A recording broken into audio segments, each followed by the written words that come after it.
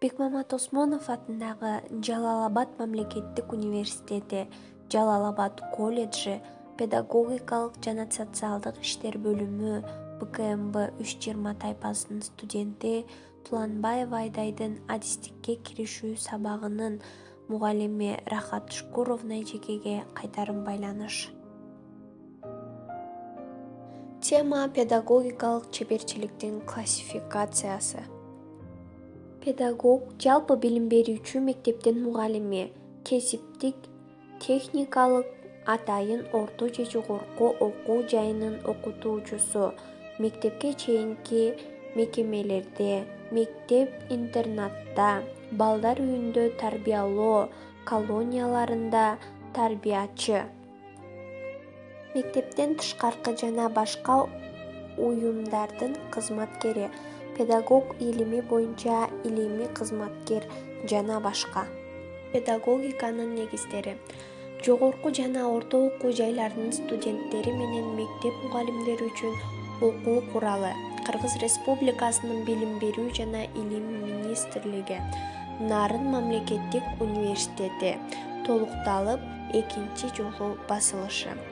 Окуу куралында жалпы педагогиканын, дидактиканын жана тарбиялоо процессинин айрым маселелери азыркы илимдин жетишкендиктерине жана изилдөөлөрдүн жыйынтыктарына жараша берилди. Кесиптик билим берүү.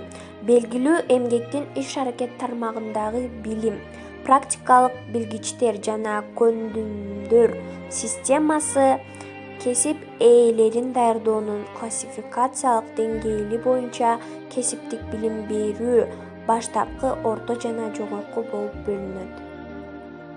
Жогорку кесиптик билим берүү 1932, 36 жана 54 жылы кабыл алынган. Жогорку жана орто билимдүү кесип ээлерин даярдоонун сапатын жакшыртуу боюнча токтом кабыл алынгандан кийин жогорку окуу жайларындагы айрым кемчиликтер жоюлган. Профилдер кеңейтилген, жалпы теориялык даярдык жакшыртылган, предметтердин саны азайтылган, өндүрүштүк практика жакшыртылган. Орто билим — коомдук пайдалуу эмгекке же атайын жогорку билим алууга керектүү болгон билимдердин, ыктардын жана машыгуулардын жыйындысы. Жалпы орто билим баардыгына бирдей берилет жана каалаган жогорку же атайын орто окуу жайына тапшырууга укук берет. Жалпы орто билим 15-16 кылымда түзүлүп, ал классикалык билим берүү деп аталган. 18 кылымда классикалык билим берүү менен бирге реалдык билим берүү пайда болгон. Революцияга чейин Россияда жалпы орто билим гимназиялары, реалдык жана коммерциялык окуу жайлар жана башкалар берген.